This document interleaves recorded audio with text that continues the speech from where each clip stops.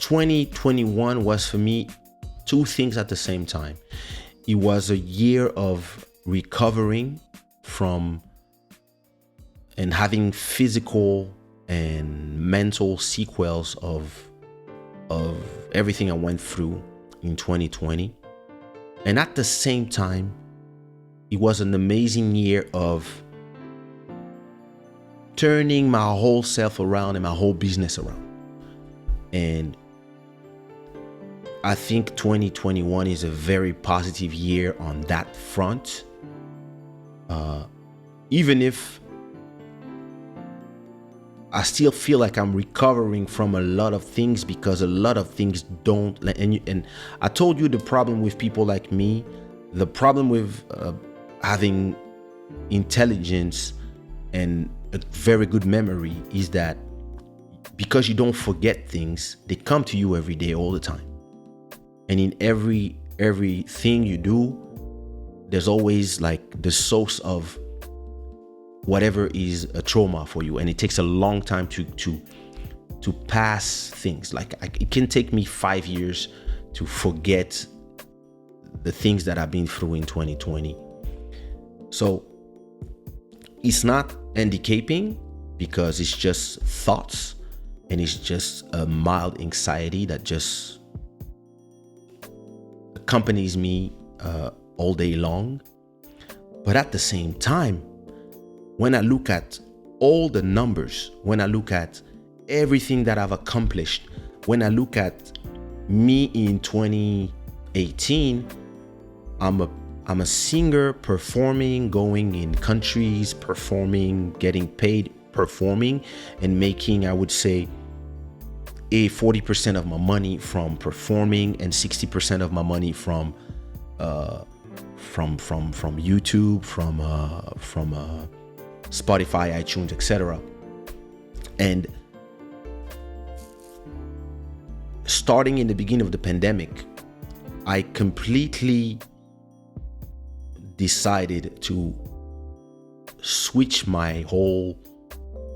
And a lot of times people, they want to do something, but they want to hang to whatever they're doing. So they cannot become the next version of themselves, because they love the version that they are actually, or a past version that they hold on to this. Something that I love about myself is I have no problem turning into the next version of myself.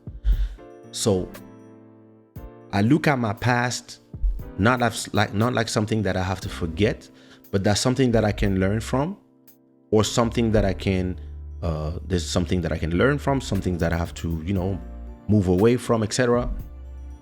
And I spend most of my present thinking about future selves without not enjoying the present.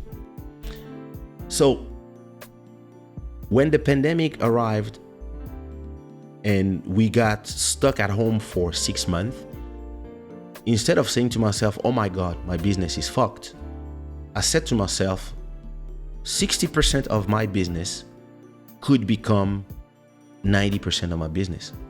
And in 2 years, that's what I achieved. I turned this show into the new force of this YouTube channel. It was a YouTube channel that have a lot of music videos, some vlogs and stuff. It's an old YouTube channel. My channel has been has existed as long as YouTube exists. And when a lot of people were on Instagram singing during the quarantine, I was starting this show. I was at episode 1 around April, I think, of 2020 or 19. I don't remember. Yeah, I think it was 2020. I don't even know. And I like the fact that I turned this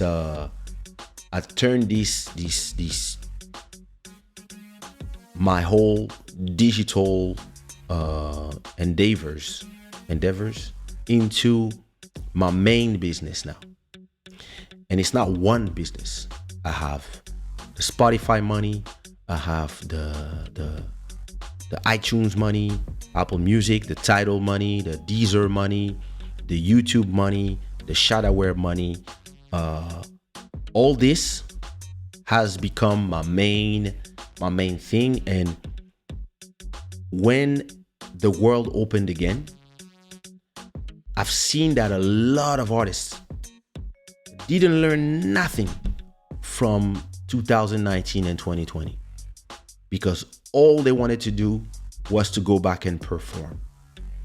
When 2020 arrived and a lot of people called me, hey, do you want to do a show? Blah, blah, blah, blah, blah. I was like, hey, listen, my YouTube channel generates now 30% more than it was doing 2 years ago. My music, digital money that I make generates probably 10 to 15 more. All the songs I wrote for Portuguese artists in the international, here and there, the spots I did for Trace TV, everything that I've been doing is now generating income after 2 years. The copyright money is, when what I received in December, it went up 30% too. So at the end of this year, I was like, yo,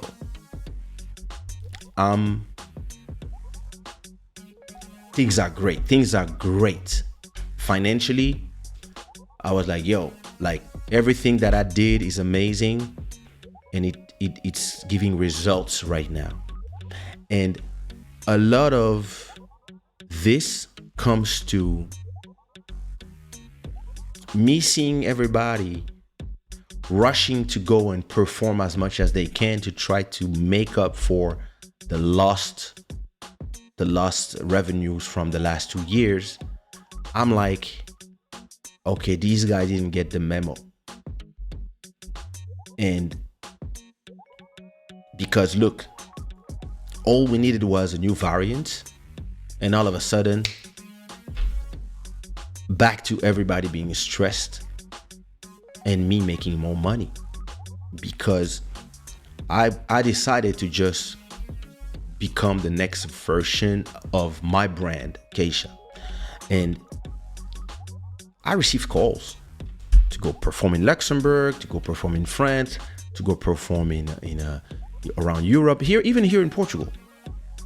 And I told everybody, my show is now double the price.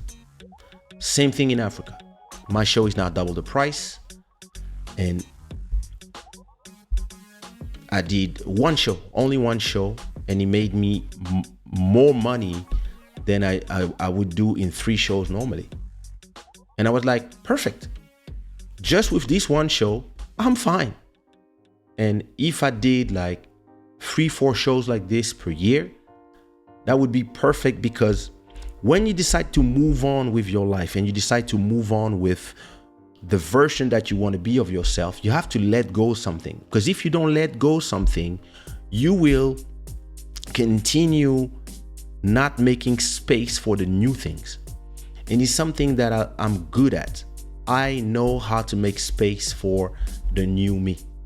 Listen, I started when I was 14. I was doing some writing some raps, going to school.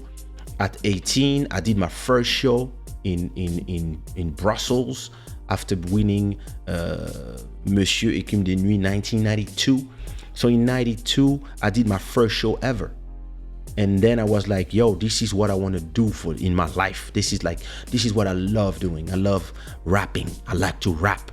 I like to and people were loving me rapping. So I was here dressed hip hop with my backpack, and I was there rapping.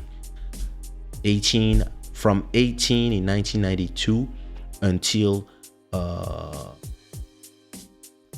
96, when I was 22, I performed for free.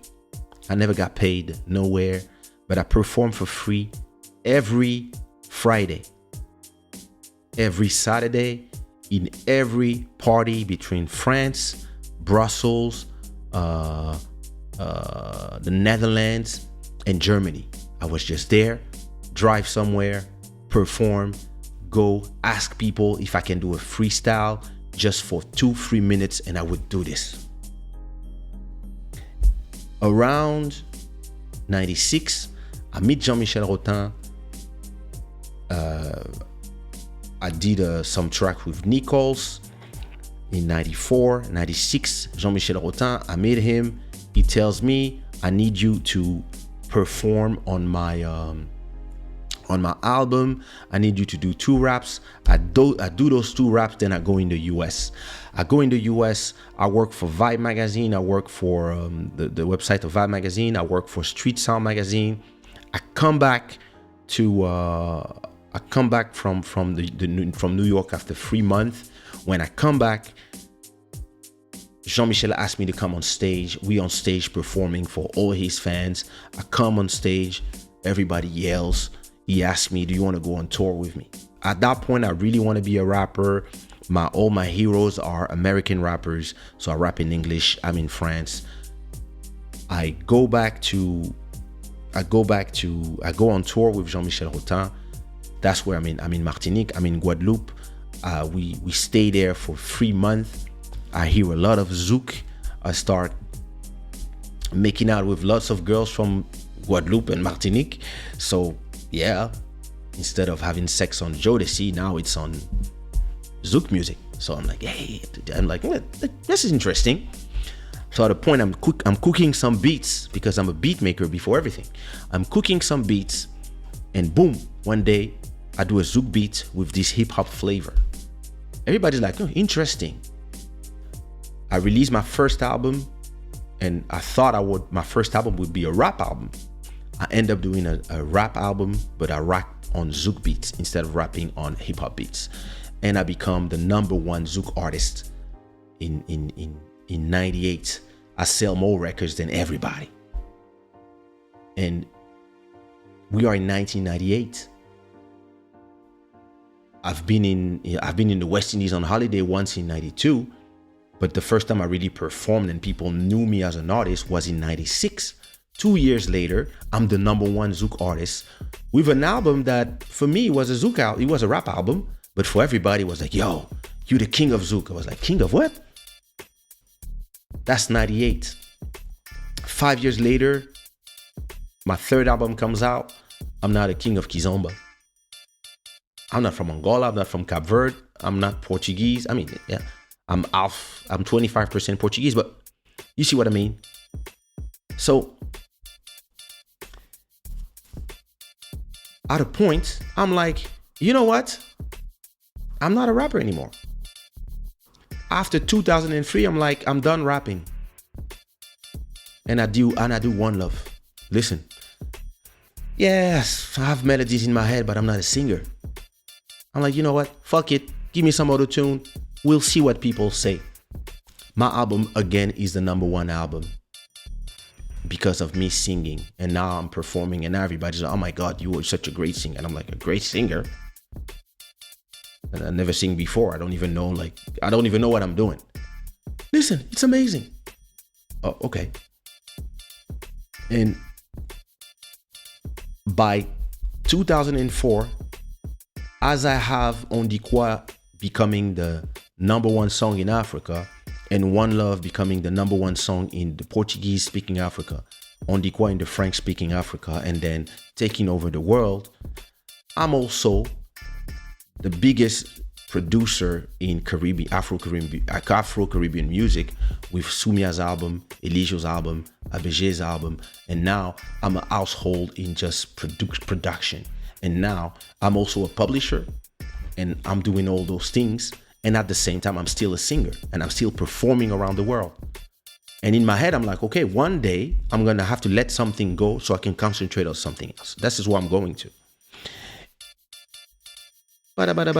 10 years pass. In 2010, I look at my life in Portugal, in France, and I'm like, I'm done with this country. And I moved to Portugal. And as I moved to Portugal, I let go a lot of things.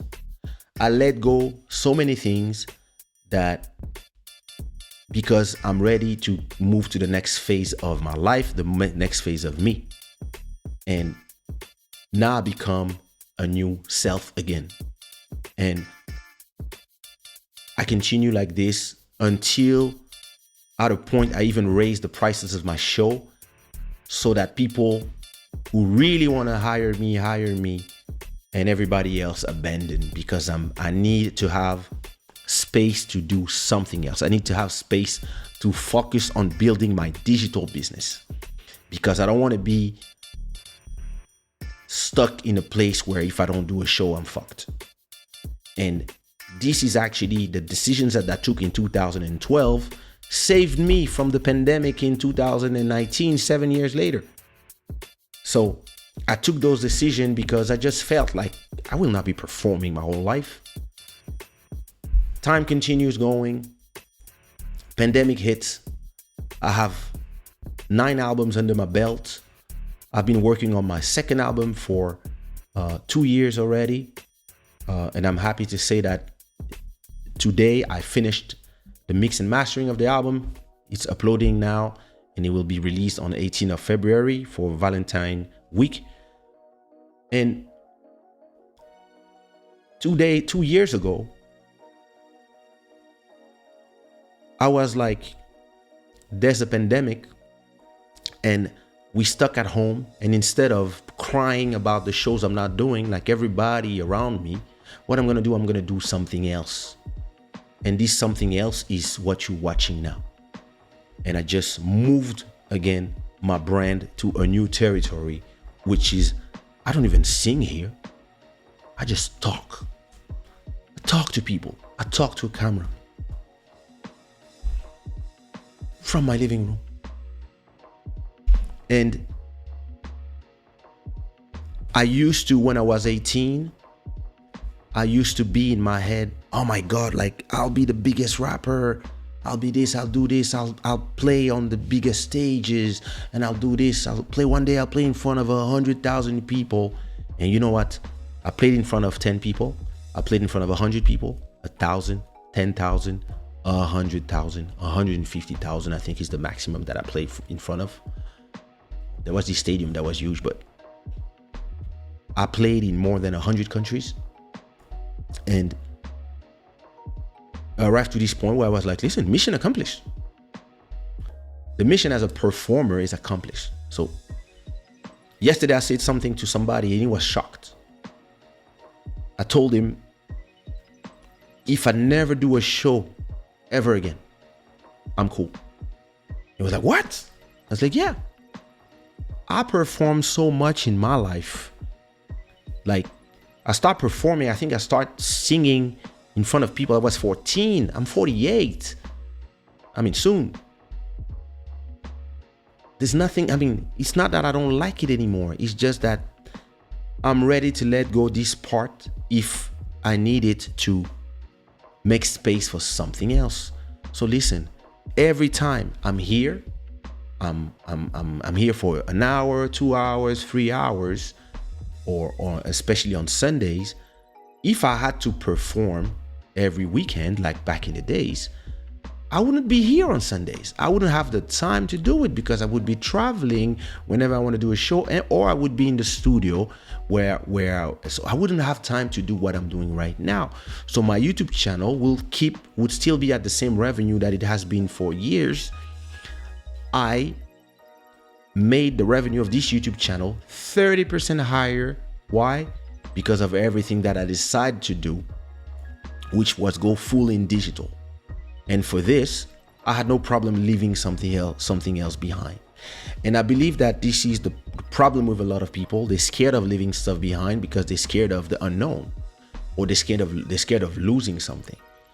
Me, I'm not scared of losing stuff because I don't do things so that I don't move to the next thing and lose the rest. Because I own all my content keeps generating revenue, and this revenue supports me to the next level. So to me, 2021 is really the culmination of, it's not even the culmination of 2020 and 2019. 2021 was the combination of 2012 when I decided to move from France to Portugal. And because I have this thing where I don't move forward in increments of years, I move forward in increments of every 7 years. I usually take decisions of what I'm going to do and how I feel I want to go in with my career, my businesses, or whatever I want to invest myself in. Usually I'm like, okay, in 7 years I want to be here or there. So when a year ends, I don't do resolutions, because I don't need resolutions to have a drive. To have drives, what I need to do is just continue doing on the daily the things that I've decided to reach whatever goal I have in the horizon for me. And when I reach that goal, I'm like, okay, now that I'm here, now I'm going there. A lot of people, because they don't have vision, they look at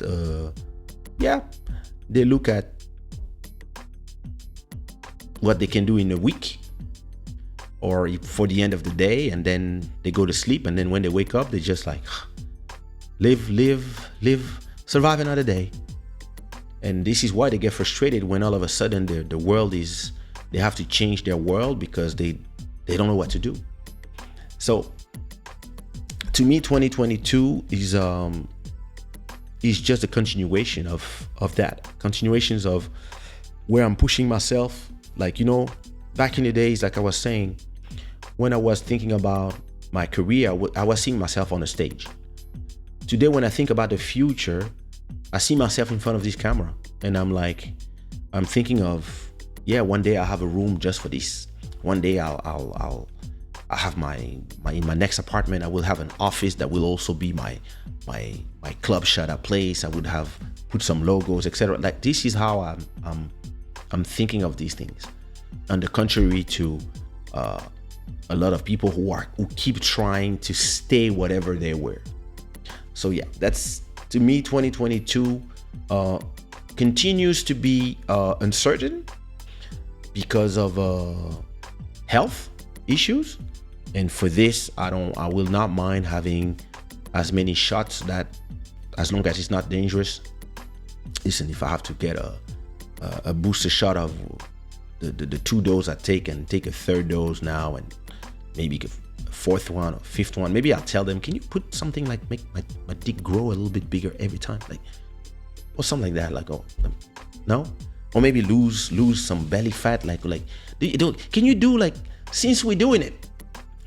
But other than that, like, I don't mind protecting my health, because the things that I'm building, I see them so much, they're so bigger than whatever I've built until now.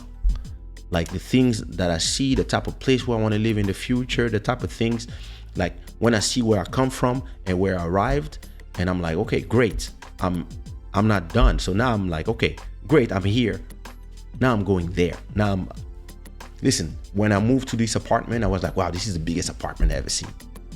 And now that I live here with 3 people, and I have 2 kids and a wife, I'm like, this is small. These people are taking a lot of place. These people are, damn, like, because I used to live alone. Then after that, I live with just one person. And now with 4 people, this apartment that used to be big, now it's feeling small. So now I need an apartment that's at least 50% bigger. To have that, I need to work on some other things I need to do, and I need to generate more revenue until I'm safe saying to myself, okay, I'm moving to the next place, or even better, I'm buying the next place. So this is me. This is how I'm built, and this is how I drive myself. I'm never saying to myself, oh, I've made it. I'm always like, oh, perfect, new milestones. And this is why I don't like New Year's resolutions. I believe humans, I understand. People need to put New Year, I'm going to be like this, I'm going to be like that. Listen, me, I'm just like, forward. To me, it's another day. Let's celebrate, and then let's move on.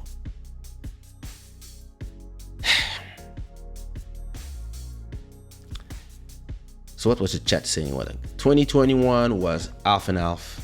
but at peace because I did the best I could to be there for the people who relied on me for support. I'm thankful for the wonderful family, friends, and customers. Amazing. I like that. And yes, that's the spirit.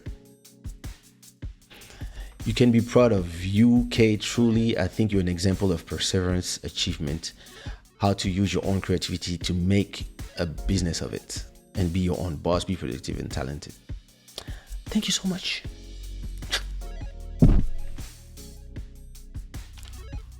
Merci. In the world of Fat Joe's, yesterday's price is not today's price. Indeed.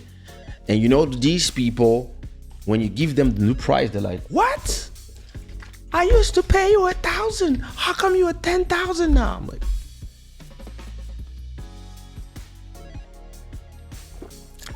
if you don't have the money, leave me alone. As long as somebody pays, the market answers to you.